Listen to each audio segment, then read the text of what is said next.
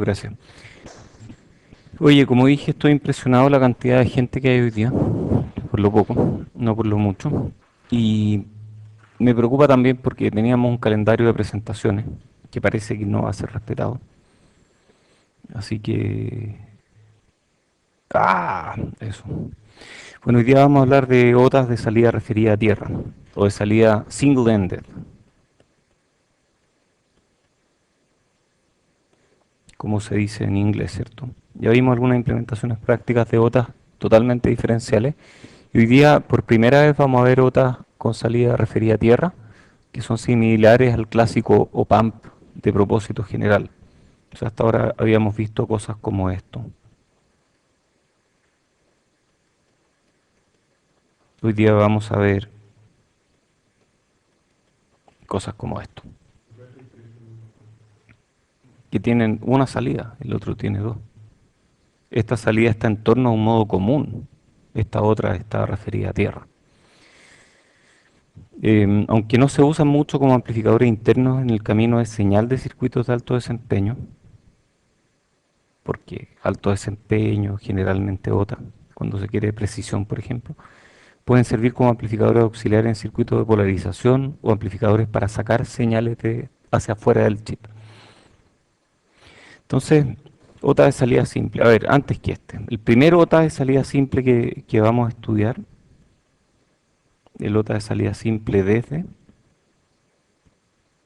el más malo, ¿eh? Este es realmente malo.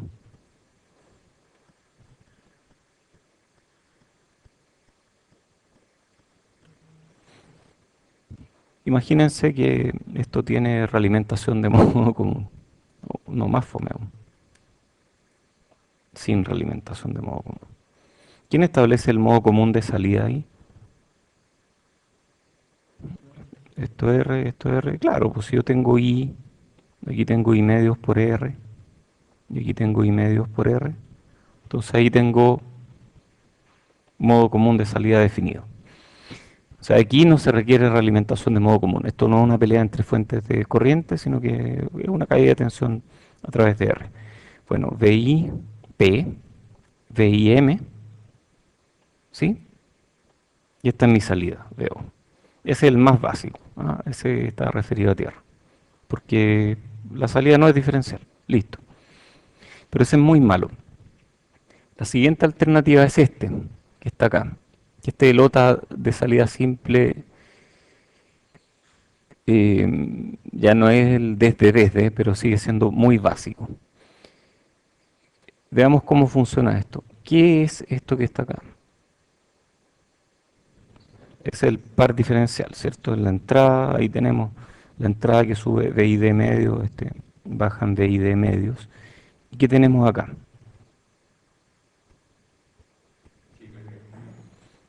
Eh, Más que carga activa, ¿qué hace esta cosa aquí? ¿Qué hace este transistor, por ejemplo?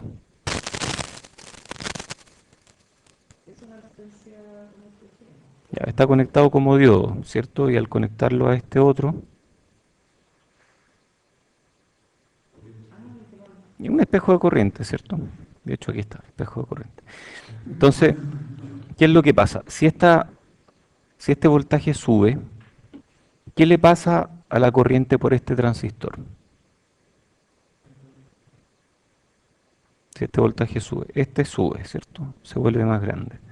Entonces la corriente por este transistor sube. Este copia la corriente allá, por lo tanto aquí hay una corriente grande. Si este baja, ¿qué le pasa a la corriente por este transistor? Baja. Entonces estamos enfrentando una corriente grande con una corriente chica. La diferencia, esto es muy intuitivo, tiene que irse para allá. Entonces, lo que estamos haciendo aquí es sumar los efectos en este nodo de esta corriente, que es chica, y de esta corriente que es chica y se da una vuelta más larga para llegar al final. Entonces, con eso aprovechamos ambas partes, porque aquí, en este ejemplo, estamos aprovechando realmente la mitad del GM, ¿cierto? Porque este no está aportando nada. En cambio, En este caso, este aporta hacia la salida y este también aporta hacia la salida, con direcciones contrarias, por lo tanto tenemos amplificación diferencial. Entonces, esta es la forma más sencilla. Oye, ajá, hay preguntas. No, no hay realimentación de modo común. No, porque tu realimentación externa, o sea, esto es un op-amp, ¿cierto? Esto es un op-amp.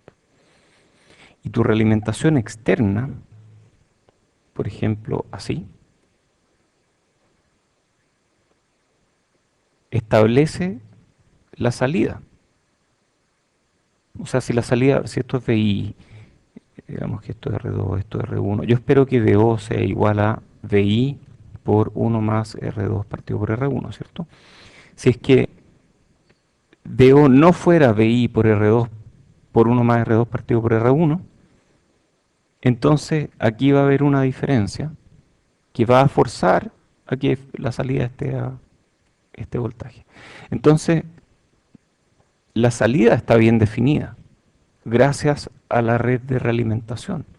Por lo tanto, no hay realimentación de modo común, porque la realimentación, dado que la salida es single-ended, es referida a tierra, entonces la realimentación externa del circuito se encarga de poner esa salida donde uno quiera. No hay modo común, no hay realimentación de modo común. Entonces eso nos alegra mucho, porque tal vez es más fácil el análisis. ¿Ya? ¿Cómo analizamos esto en pequeña señal? ¿Podemos hacer semicircuito? Pero que no podemos porque ya son dos mitades diferentes. De hecho, las señales van desde aquí hasta acá por una vuelta corta y desde aquí hasta acá por una vuelta más larga. Entonces ya no hay semicircuito. De hecho, hay un doblete en el espejo. Este espejo de corriente tiene un doblete. La mitad de la corriente salida viene de aquí, de este transistor, y la otra mitad pasa a través del espejo de corriente. Y la consecuencia de eso es un doblete polo cero. Entonces la corriente de salida, aquí está la ecuación, Gm por V y D, que eso es lo que esperaríamos ver normalmente. O sea, si es que este espejo fuera ultra rápido, imaginemos que este fuera súper rápido. ¿Cómo hacerlo súper rápido? Tenemos que usar FTs muy grandes, y para usar FTs muy grandes tenemos que hacer transistores que estén en Gm partido por ID muy chico. Por lo tanto, los transistores tienen que ser para una densidad de corriente muy grande. O sea, para la misma corriente tienen que tener ancho muy chico, si uno se enreda con esto. Pero es importante tener súper claras estas relaciones.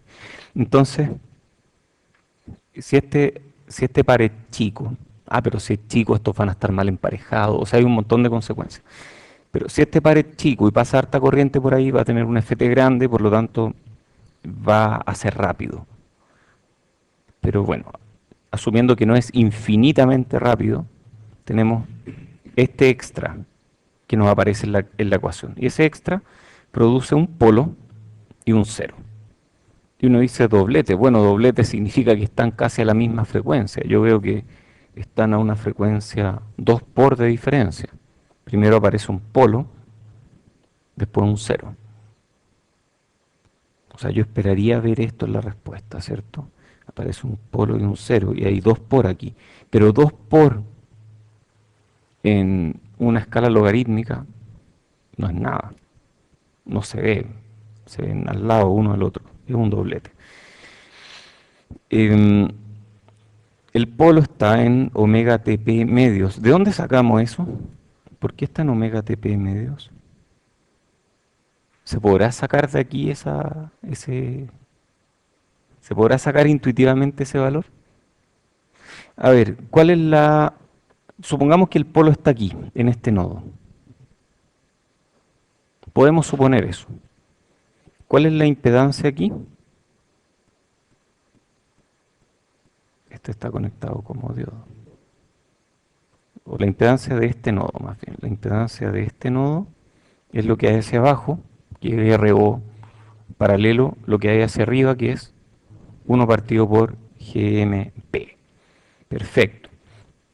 ¿Y cuál es esa es la impedancia? Esa es R. ¿Y cuál es C? C es CGG de un PEMOS en paralelo con el CGG del otro PEMOS. O sea, hay dos CGG. Y esa es la constante de tiempo. Entonces, el polo va a estar o la posición del polo va a estar en el recíproco de esto, que es más o menos omega TP medios. Entonces ahí está el polo, está en omega TP medios, despreciando capacitancias de unión. Entonces, ahí está el polo y el cero está al doble de frecuencia. Este está omega TP medios y este está omega TP.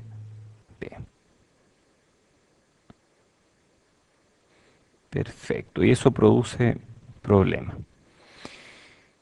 ¿Cómo hacemos? ¿Ah?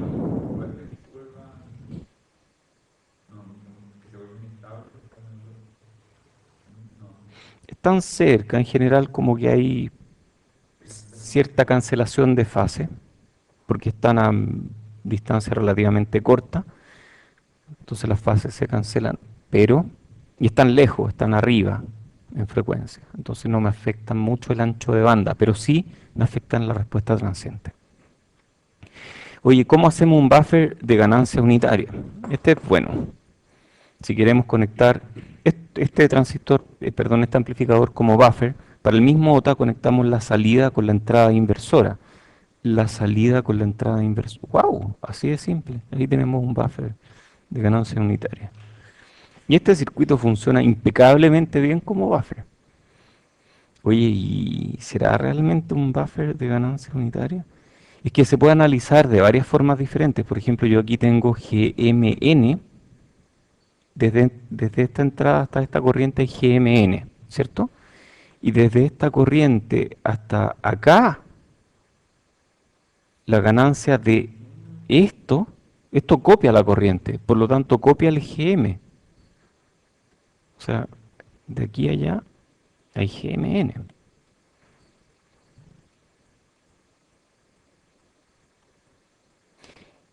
Y la resistencia de salida es la resistencia de este nodo, que es 1 partido por GMN, paralelo con lo que está arriba. Entonces, como 1 partido por GMN.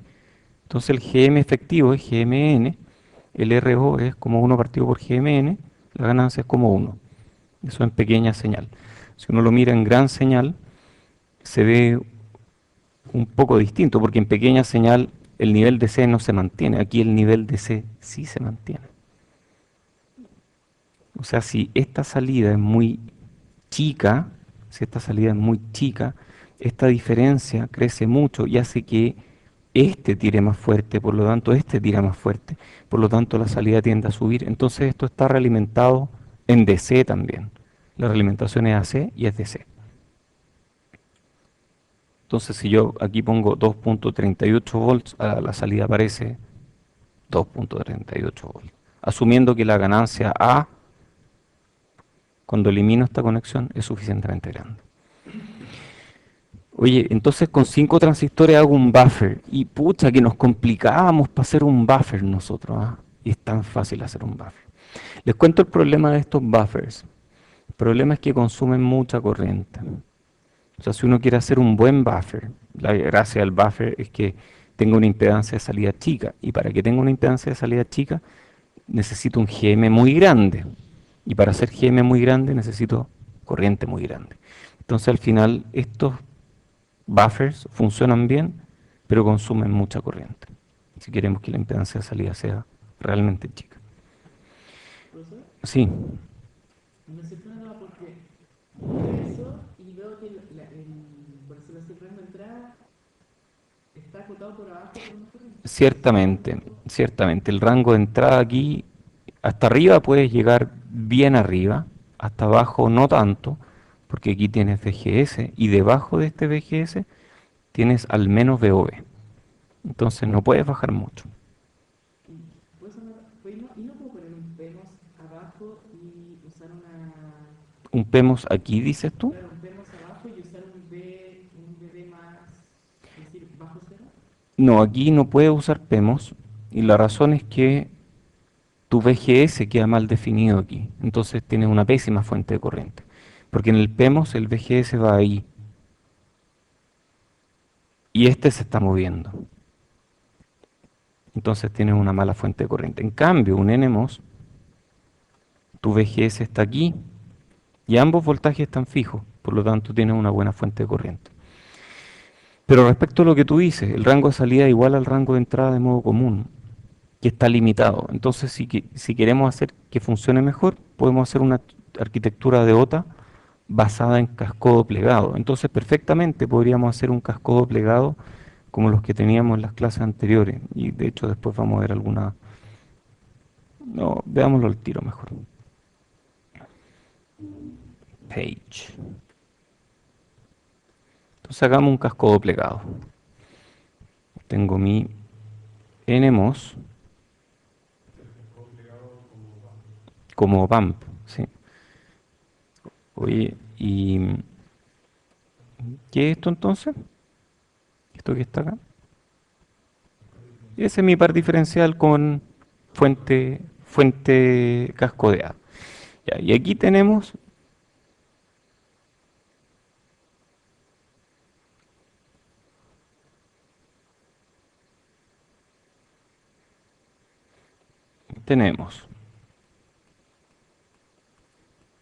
carga activa, ¿cierto? Esto de aquí es la carga activa, cascodeada, ¿sí? O si lo hacemos con destacado, mejor a ver cómo queda. Esto es carga activa, y esta carga activa está cascodeada. Y luego acá tenemos, ¿qué sería esto? El plegador. Ah, entonces tenemos que hacer la conexión, ¿cierto? Vamos a hacer la conexión. Entonces este va, no, este va acá.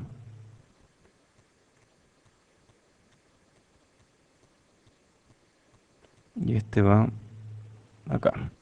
Entonces ese es nuestro plegador. ¿Y este de aquí qué sería?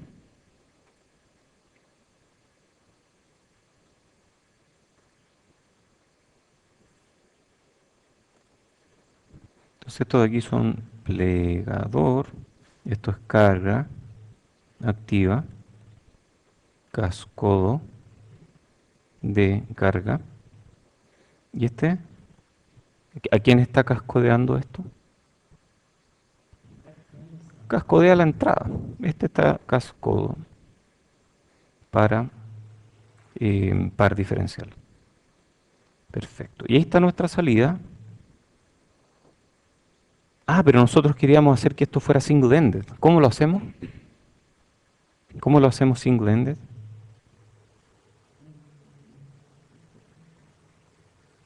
Podemos hacerlo single-ended, ¿no? ¿Qué tendríamos que hacer?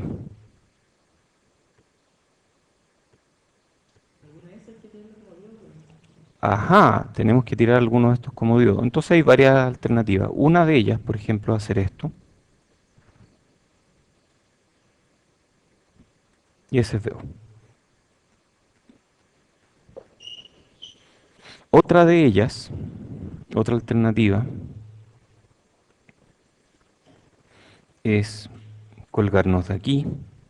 Este es de menor voltaje y este es un B producido por alguna batería mágica. Y con esto también tenemos el espejo de corriente cascodeado. Entonces lo que hay que hacer acá esencialmente es un espejo de corriente. Y ese espejo de corriente nos permite llevar de diferencial a single-ended. Y con eso tenemos nuestro amplificador. Y esto ya es un op-amp. Puede servir, pero puede que no cumplan las especificaciones o puede que las cumplan gastando mucha potencia. Y la razón de ello la vamos a ver después. Oye, esto de aquí es un amplificador inversor. Ah, tengo mi entrada, pongo en mi entrada un CS y luego entre aquí está un CS y luego un CF entre. Ah, eso es.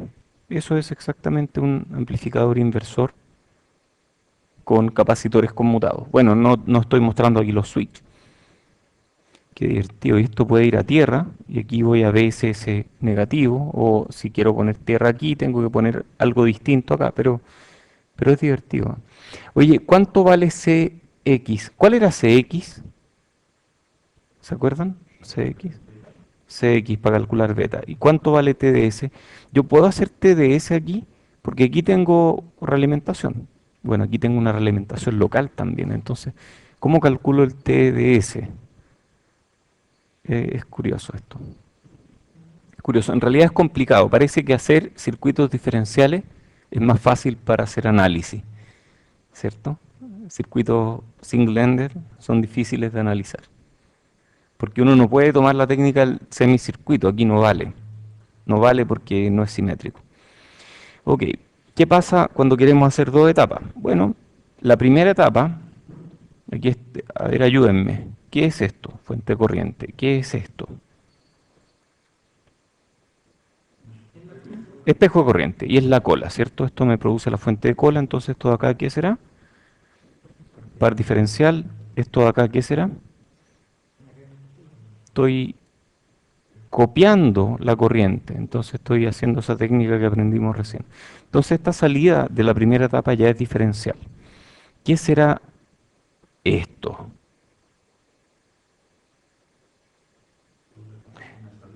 Esto es otra etapa de salida, ¿cierto? Una segunda etapa de salida. ¿Cómo actúa? Tiene VGS constante. Por lo tanto, esto es una fuente de corriente, esta es carga activa. ¿Y este otro, cómo actúa? Este es CS, ¿cierto? Es transconductor. ¿Y qué será este C sub C que está entre la salida de la primera etapa y la salida de la segunda? Esta es compensación, perfecto. Y eso es un op-amp de dos etapas. Esto de aquí es un op-amp de dos etapas. Sí, aquí, de aquí a acá hay ganancia y es negativa, por lo tanto hay Miller.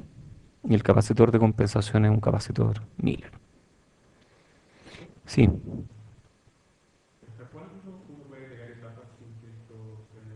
tú lo calculas, eso tú lo decides. Pero en general no mucho más allá de dos. O sea, yo nunca he hecho un amplificador de más de dos etapas. Sí he hecho cascodos, y eso vale como una etapa, porque no te agrega un polo de baja frecuencia. El cascodo te mantiene o te deja más abajo la frecuencia del polo, pero no te agrega polos adicionales. Por lo tanto, el desfase de un cascodo no es distinto al desfase de una etapa sin cascodo. Entonces tú puedes cascodear todo lo que quieras en una etapa.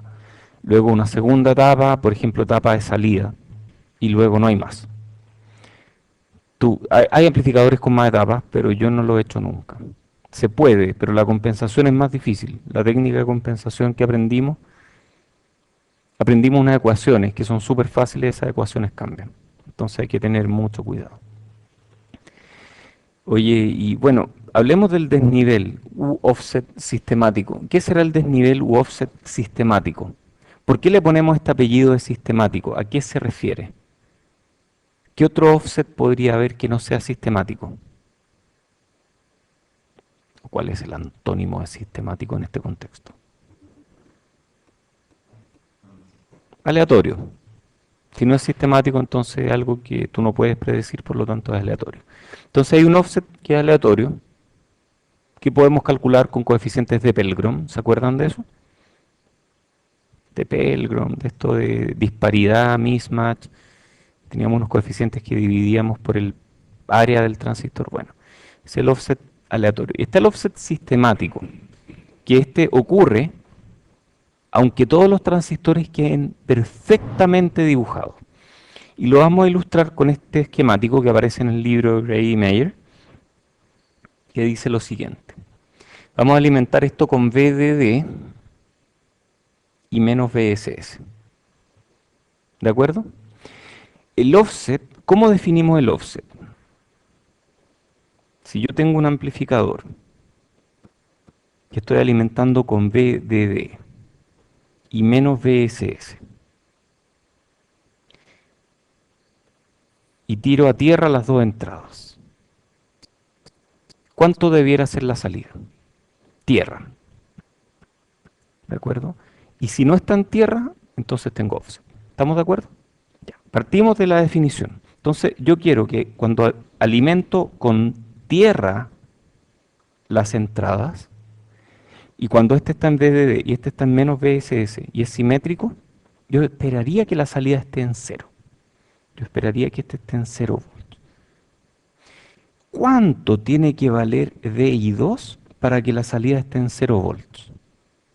O no sé. Bueno, yo sé que esto es un amplificador diferencial, perdón, un amplificador inversor. Yo sé que este tiene una curva de este estilo, VI, vamos a decir que este es VI, que aquí en realidad se llama VI2. Y este es VO. Y yo esperaría que esto fuera así, ¿cierto? Más o menos, cualitativamente hablando. Yo quiero que VO esté en VDD medios. Entonces VI2 tiene un valor muy específico que me deja la salida en VDD medios. Entonces existe un valor de VI2 tal que la salida queda en VDD medios. ¿De acuerdo? Entonces lo voy a anotar aquí. Existe un valor de VI2 tal que la salida es VDD medios. ¿Alguien tiene, perdón, dije VDD medios? En realidad está mal, porque VO está entre VDD y tierra, y menos VSS. Por lo tanto, la salida debiera valer 0. Entonces, el VDD medio en realidad es 0. Y este parte en VDD y termina en menos VSS. Ahí sí. ¿Están todos de acuerdo con esto que dije, no? Existe un valor para VI2 tal que la salida esté en 0. Ok. ¿Qué pasa cuando yo aplico entradas 0 a mi par diferencial de la primera etapa? Bueno, aquí va a haber un espejo de corriente que va a ver, un momento. ¿Cuál es el voltaje de salida de la primera etapa cuando la entrada diferencial es 0? Si la entrada diferencial es 0, yo esperaría que estas dos corrientes sean idénticas. Si estas dos corrientes son idénticas, y aquí tengo dos transistores con el mismo VGS, ¿qué esperaría yo para los VDS? Que sean idénticos también. Ok, entonces yo esperaría que el VDS4 sea igual al VDS3. VDS3 igual VDS4. Pero VDS3 es VGS.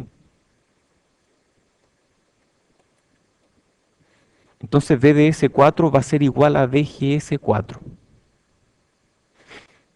Pregunta, ¿quién me asegura? No, antes de eso. Entonces, cuando yo aplico entradas en tierra, la salida de la primera etapa está muy bien definida y es VGS4. ¿Sí? ¿Quién me asegura que cuando conecto la primera y la segunda etapa, el VGS4 va a ser igual al valor de VI2 tal que la salida está en 0? Nadie, no hay nadie que me pueda asegurar eso, porque este es un valor arbitrario que depende de la pelea entre dos fuentes de corriente, mientras que este es VGS4. Es improbable, es súper improbable que estos dos sean iguales. Por lo tanto, cuando conecto estos dos, la salida ya no está en 0, está en cualquier parte. Y ese cualquier parte es el offset de salida sistemático. Entonces uno puede calcular que ese desnivel sistemático referido a la entrada es el VGS6, que también le llamamos VI2, para que esté balanceado. O sea, ese VI2 es el VGS6 balanceado, menos VGS3, que es el valor de salida de la primera etapa cuando las entradas son 0.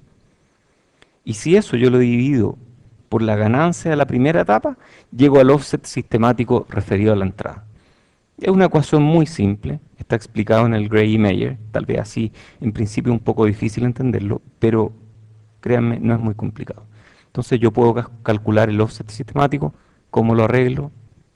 Moneando un poco. Si uno monea un poco, uno puede, para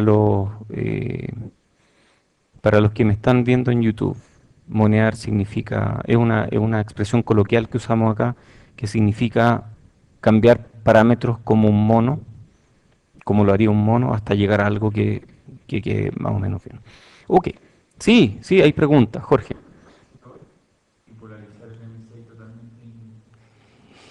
Oh, a ver, tú dices establecer este.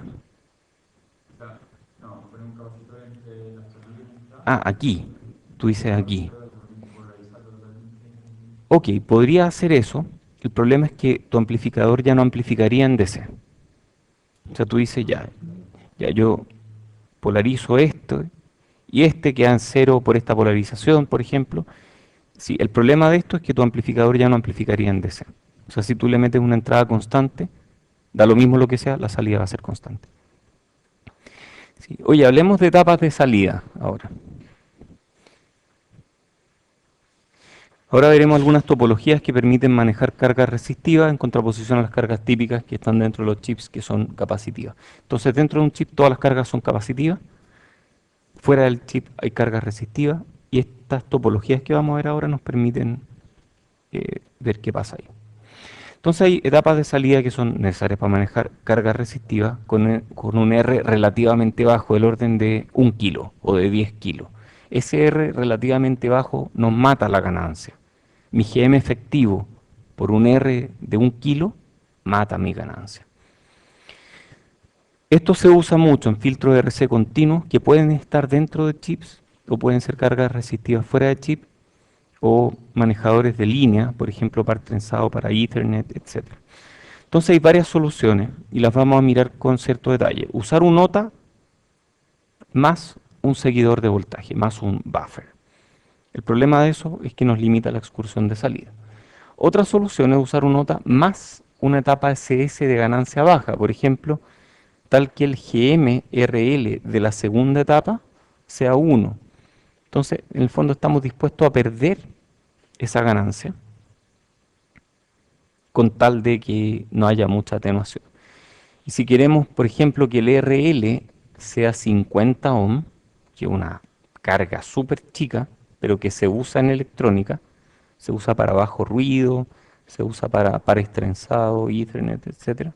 Algunos de esos son 50 ohm. Entonces necesitamos un GM de 20 milisiemens.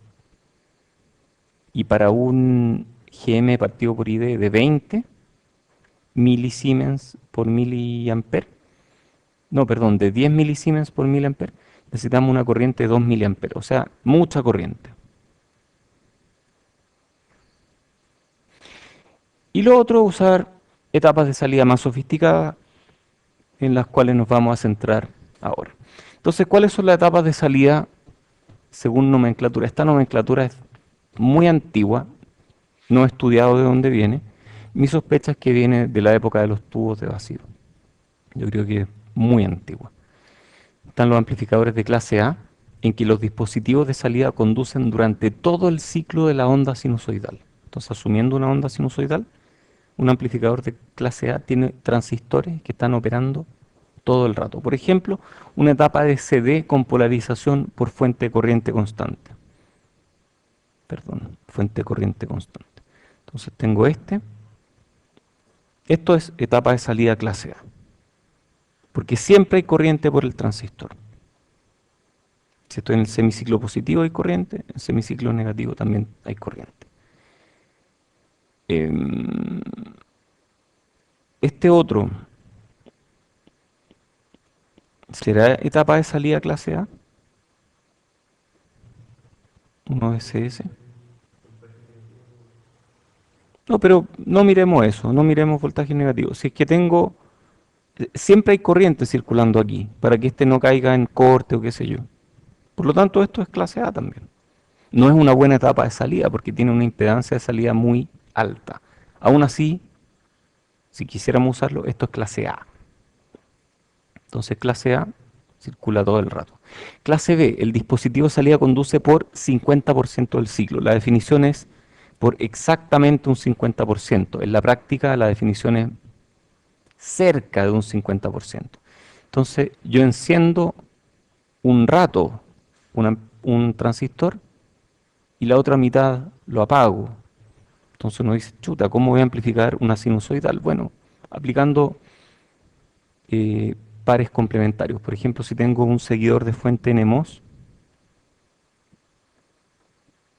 PMOS,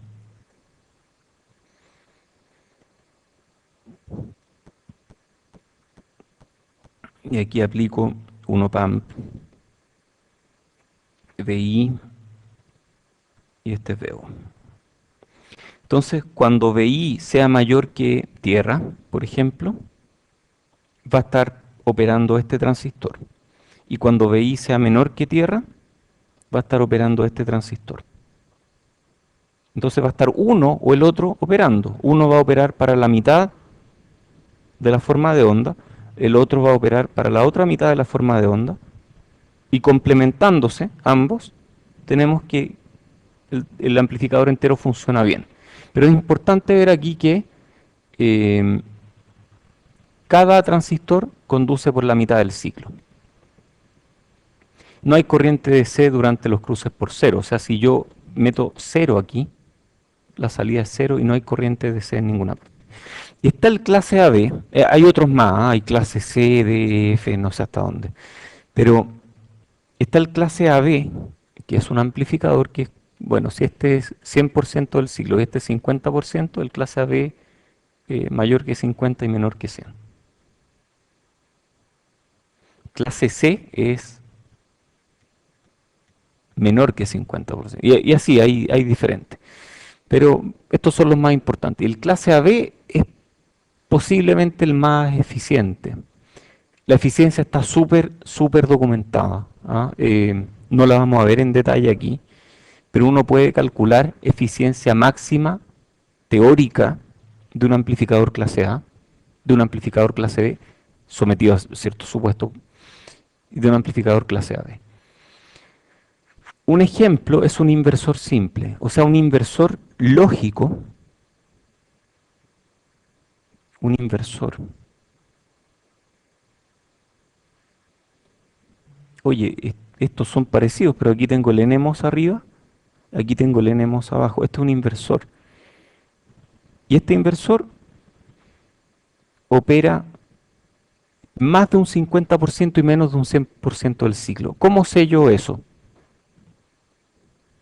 A ver, si yo le meto VDD medios aquí, ¿están los dos transistores operando?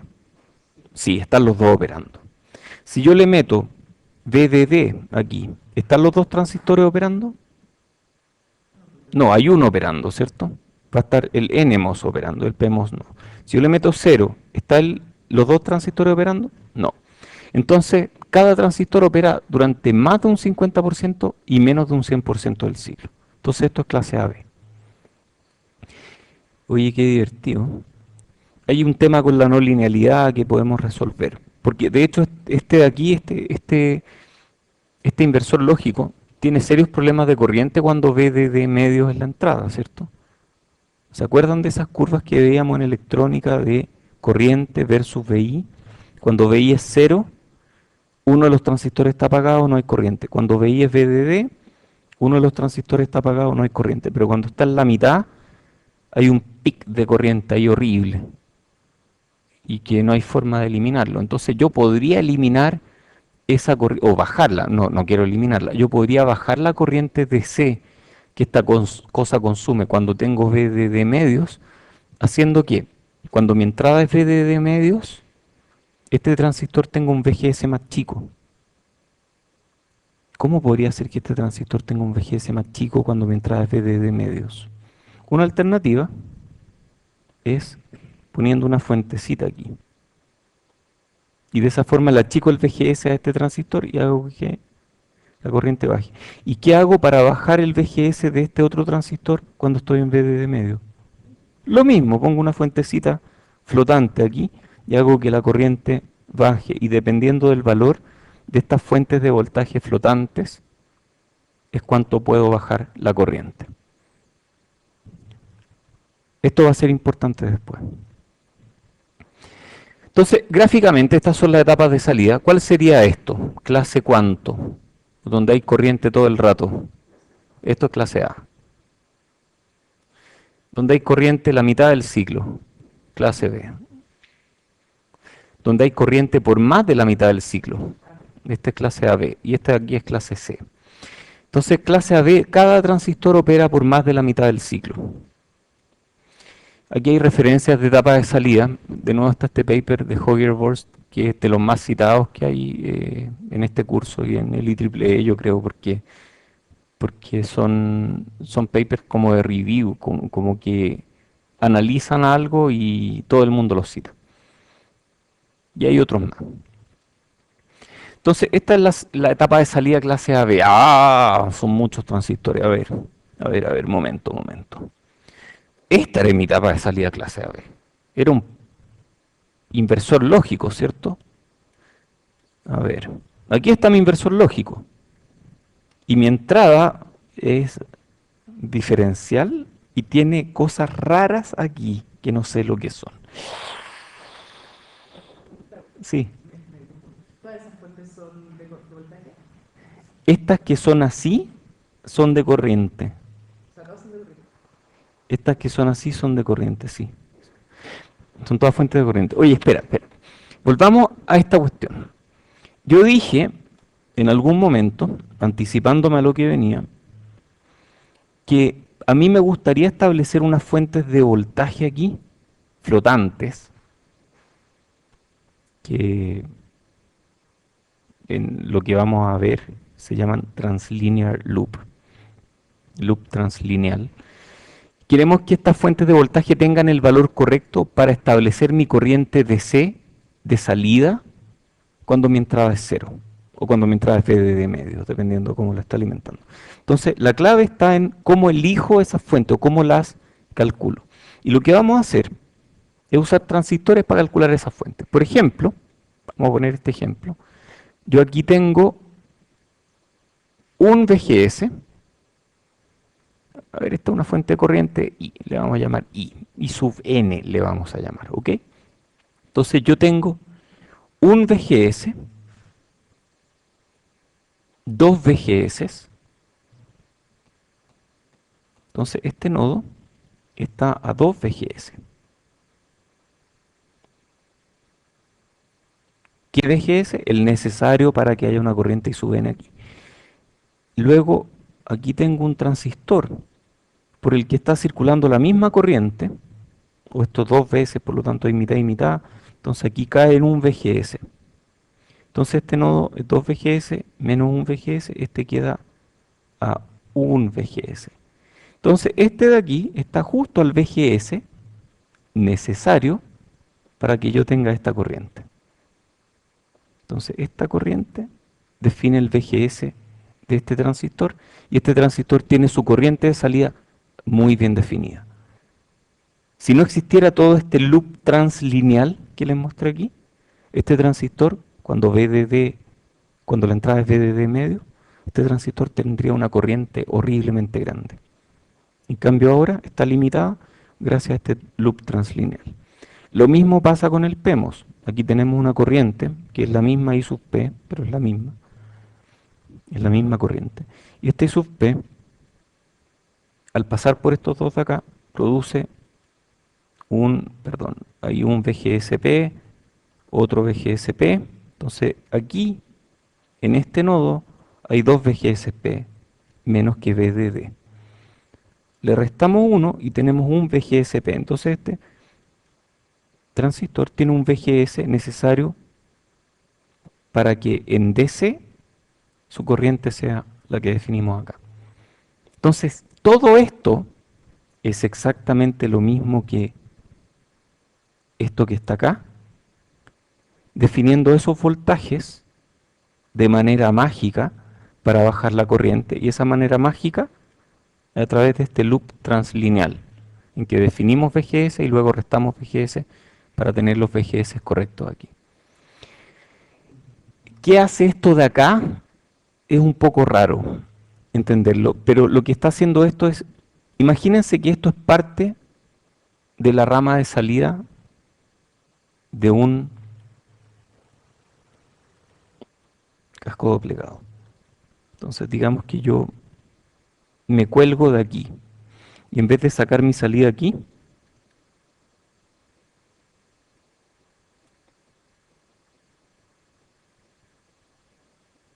la saco aquí. Esos nodos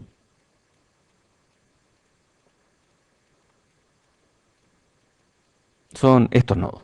Entonces esa corriente que se ve aquí como corriente de salida es la corriente de salida de la primera etapa. Esto viene de la primera etapa.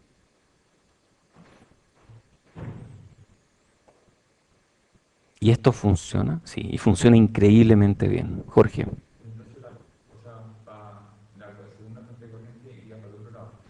¿Esta de acá? Sí, sí, porque es como la corriente de salida, sí.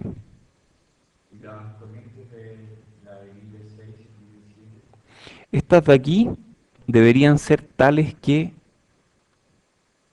la corriente que circula acá en DC, cuando estas son cero, producen VGS-N aquí y VGS-P aquí. Y si uno las calcula bien, logra el VGS aquí necesario para que cuando la salida esté en VDD medios, o en cero dependiendo si es fuente simétrica, la corriente esté limitada. O sea, lo que estamos haciendo aquí es hacer fuentes de voltaje flotante. Esta es una fuente de voltaje flotante. Si se fijan, el voltaje aquí es de aquí a acá hay VGSN, de aquí a P, perdón, de aquí a acá hay VGSN. Es como que esto de aquí fueran dos fuentes de voltaje en serie, más o menos. Flotante. Se pueden mover para arriba y para abajo sin cambiar su valor. ¿Ah? La entrada es de corriente y viene de la etapa anterior. Ah, ya son esas fuentes. Sí. Sí.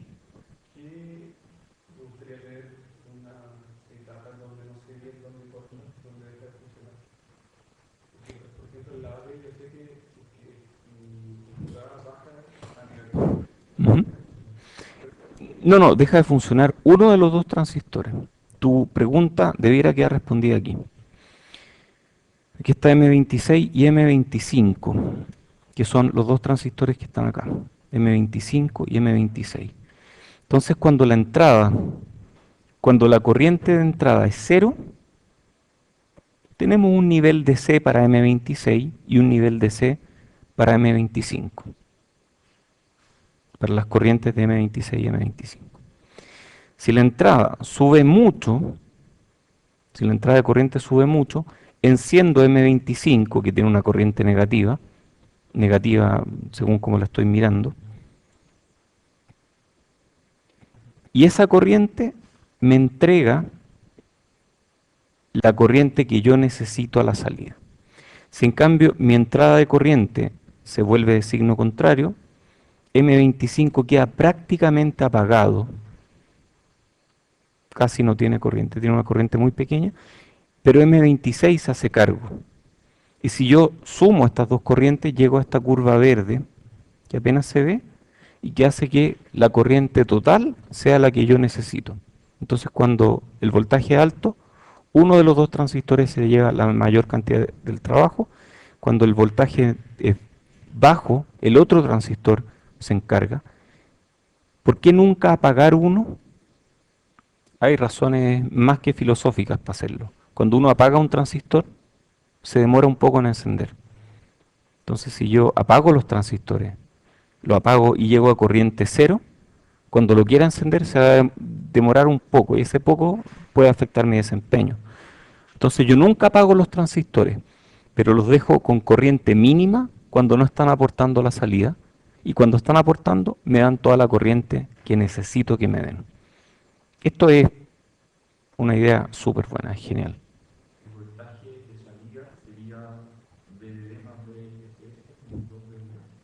El voltaje, no, es que ahí eso es mucho más difícil de entender. Eso es más complicado de entender. Yo lo que les mostré aquí, este análisis muy sencillo que les mostré, es lo que ocurre cuando la corriente de entrada es cero. O sea, cuando la corriente cuando la corriente debido a la entrada diferencial es cero. O sea, cuando estoy en nivel de C, en idle, cuando estoy sin entrada. Es como la polarización. Luego, ¿qué pasa acá? ¿Cuál es el voltaje en este caso? Bueno, va a depender de cuál es la ganancia de la primera etapa y cuál es la ganancia de la segunda etapa. ¿Tiene ganancia la segunda etapa? ¿Tiene ganancia un par diferencial donde hay una corriente DC en cada uno de estos?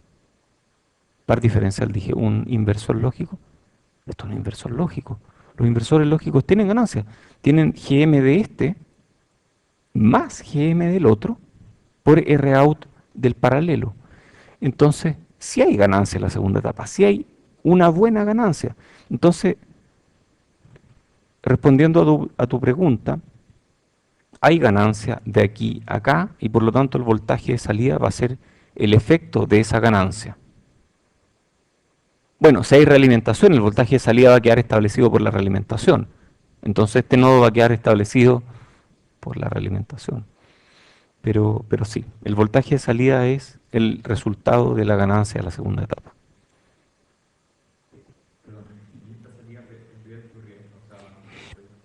Es bastante buena en el sentido de riel a riel porque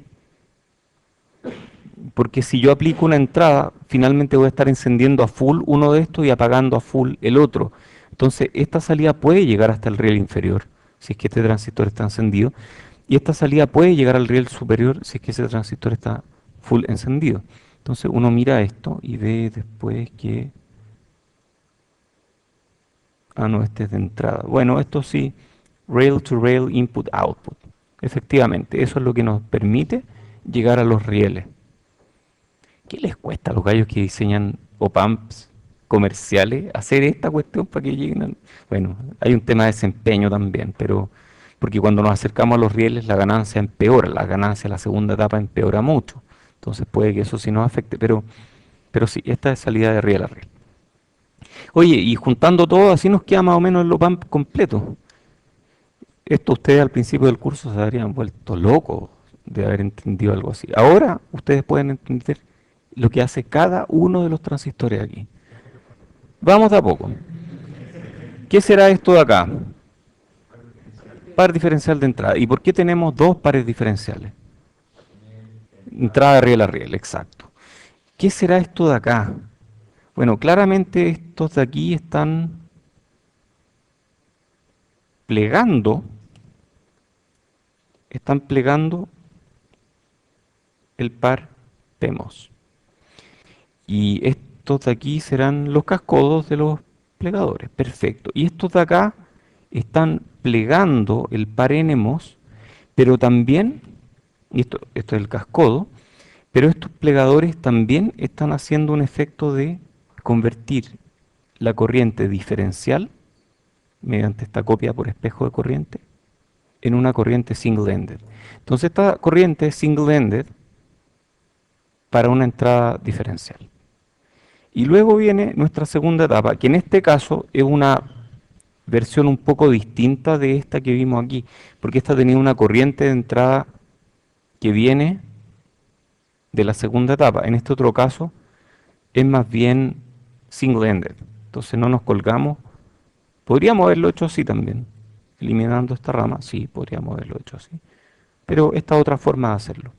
Entonces este es el voltaje de salida de la primera etapa y esto entra a la segunda etapa y esto es lo que produce este loop translineal donde yo quiero un VGS aquí, lo genero con dos VGS aquí y luego le resto un VGS, termino con el voltaje correcto. Lo mismo acá arriba, ¿qué serán estos de acá? De compensación, exacto. Hay Miller, hay efecto Miller porque hay ganancia en la segunda etapa. Necesitamos dos transistores de compensación. Perdón, dos capacitores de compensación. Qué divertido. Y así opera. Sí. ¿Por qué no es necesario hacer single-ended el Ah, tú dices, ¿por qué no es necesario hacer esto? Eso es una buena pregunta, déjame pensar. Basta con uno, basta con uno de los dos, cualquiera de los dos. Porque la corriente de estas dos ramas, la corriente aquí se copia acá arriba. Eh, sí, basta con uno. Porque si lo hiciera con los dos, no lograría el efecto de sumar corrientes de signos diferentes. Sí, es por eso que hay que hacerlo con uno solo. ¿Sí?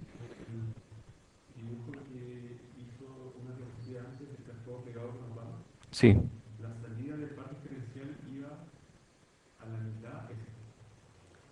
aquí.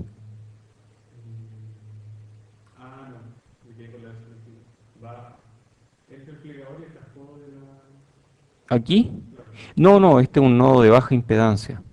Aquí no hay salida. ¿Cómo un nodo de baja impedancia? Claro, tiene uno partido por GM hacia allá, es de baja impedancia. Por lo tanto, la ganancia de aquí a allá es súper chica, porque es GM de este partido por el GM de este otro. No hay ganancia. Entonces no hay, si no hay ganancia, no puedo tomar mis salidas de ahí. Profe, que lo que acaba de decir me recordó una vieja pregunta que se me olvidó. ¿Por qué, si yo estoy en ese nodo, ¿En cuál nodo? en el que acaba de indicar, el que tiene baja impedancia, Este. sí, ¿por qué solamente veo uno partido de GM y no veo la suma de la... Tú ves uno partido por GM hacia allá y ves RO hacia allá, paralelo con RO de acá. Y todo ese paralelo es parecido a uno partido por GM, porque uno partido por GM es mucho más chico que RO. Claro, pero ¿por qué no veo los otros dos? Por ejemplo, Lo que va hacia el nodo abajo, de abajo, claro. lo que va hacia allá. Sí, No, cuando tú tienes un cascodo, por ejemplo este cascodo, la impedancia hacia allá es uno partido por GM, más o menos, casi independientemente de lo que hay aquí arriba. Eso es porque una etapa de CG, donde tengo B, y aquí tengo Zin, y aquí tengo cualquier cosa. Zin es como uno partido por GM, excepto cuando esta impedancia de aquí arriba es muy grande. Es muy, muy grande. Bueno, aquí es grande, entonces por eso es una aproximación el uno partido por GM. Pero, pero sí, es como uno partido por GM es, porque si tú miras esto individualizado, esto es una etapa de SG. Y la etapa de SG tiene impedancia de entrada uno partido por GM, casi independientemente de lo que haya acá.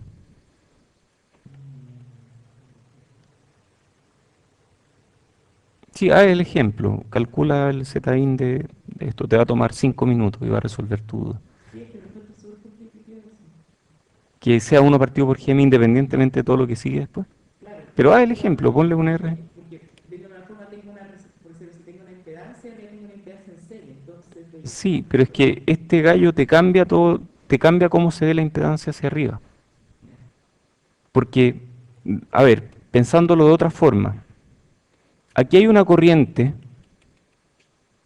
que es más o menos fija. Este está a un voltaje más o menos fijo. Para que este esté a un voltaje más o menos, a ver, este está fijo por fuera, ¿cierto? Para que aquí haya una corriente fija, si VG es fijo, ¿qué tiene que ser PS? Fijo también. O sea, para que haya un I sub D, tengo que ir a clase. Chuta, se me está acabando la hora. Para que aquí haya un I sub D, entonces este tiene que ser un voltaje muy precisamente definido, VS, bien, bien precisamente definido. Es un nodo porfiado.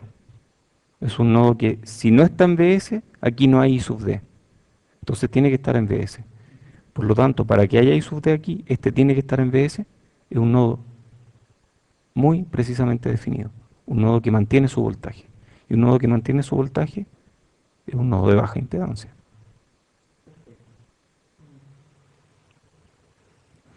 vale. Es una vuelta larga, pero sí. Estábamos mirando etapas de salida. No creo que alcancemos a terminar hoy día porque ya se me acabó la hora, no me di ni cuenta. Partimos muy tarde. Pero bueno, ¿qué me quedó por ver? Terminemos. Terminemos. Esta es una variante para bajo voltaje, mírenlo aquí. Es para bajo voltaje en el sentido que no tiene muchos transistores estaqueados, chuta, uno arriba de otro. Es como un puente H, ¿o no? Qué divertido, es como un puente H, efectivamente. Entonces aquí viene mi entrada, y mi entrada le roba corriente a este, o le entrega corriente a este. Esa corriente luego se copia acá. Es realmente un puente H, es una forma ingeniosa de un puente H, pero no un puente H que está encendido y apagado, sino que un puente H que se puede encender y apagar gradualmente. Y eso lo hace bien interesante. Miren este paper.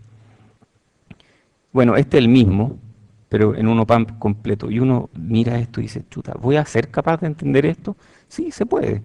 Par diferencial de entrada, cola que viene de acá, esto de aquí es carga activa, perfecto, y esto sale a una segunda etapa aquí. ¿Estos qué están haciendo? Ah, es que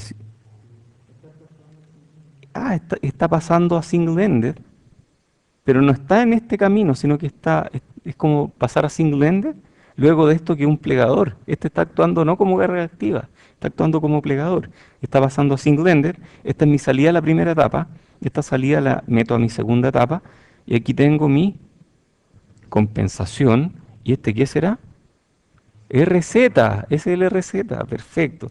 Y luego viene mi segunda etapa, que viene en dos patas, pues viene una aquí y viene otra. Y este también es capacitor de compensación. Y esto es, en esencia, el mismo puente H que vimos antes. Está explicado aquí. Mírenlo, pero es notable, uno puede entender y hasta es entretenido enfrentarse a un circuito de esto.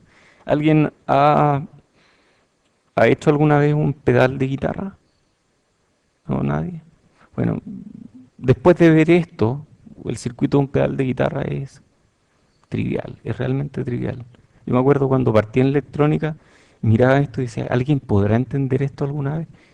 Y es tan fácil, después de que uno ve cómo es uno pump por dentro, entender un circuito como un pedal de guitarra es trivial. Bueno, un problema de los amplificadores operacionales de propósito general es la compensación. Porque no sabemos cuál es la red de realimentación que vamos a utilizar. Algunos pumps están compensados para el peor caso, es decir, para beta igual 1. Esa es la realimentación más difícil de compensar, beta igual 1. Betas más chicos son fáciles de compensar, beta igual 1 es el peor caso. Usualmente un diseño conservador que desperdicia desempeño, porque si supiéramos que beta va a ser 0,5, por ejemplo, podríamos usar menos compensación y llegar a un mayor desempeño. Entonces hay muchos op-amps que están diseñados no para beta igual 1, sino para beta más chico. Y eso cuando uno los conecta con beta igual 1, oscilan. Eso es terrible. Algunos operacionales de propósito general destinan un pin para hacer una compensación externa. Y eso ayuda a que todo funcione bien. Ya, muy bien. Agradezco a ustedes tres por haber venido. Décima a cada uno. Y el resto, ya discutiremos qué pasa.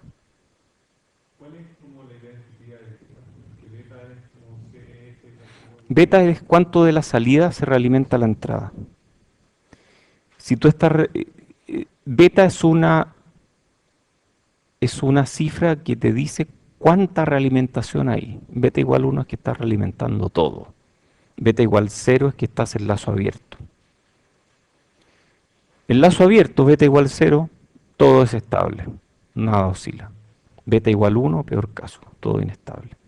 Y hay un espectro continuo entre beta igual 0 y beta igual 1. Con beta igual 0 la ganancia es gigante, pero muy mal definida. Con beta igual 0 el ancho de banda es horrible. Con beta igual 1 bajas la ganancia a un valor muy bien definido, pero ganas también en ancho de banda. Pero al mismo tiempo el desfase de TDS provoca dificultades para compensar. Entonces, beta al final es cuánto estás realimentando, eso es beta. Es una medida de cuánto realimentas.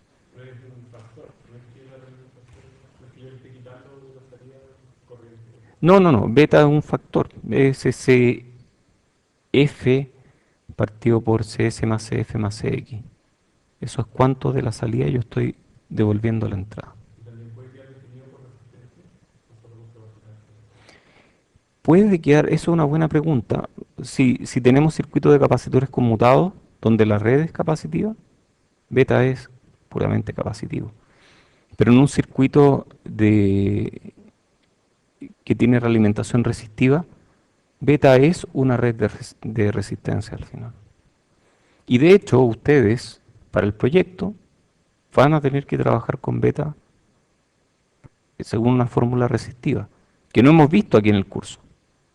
Pero no importa, ustedes se las van a arreglar. Y da lo mismo, ustedes van a usar beta igual 1, porque esta cosa tiene que ser estable para beta igual 1. Qué divertido. Ya, oye, que han aprendido harto, yo creo, ¿o no?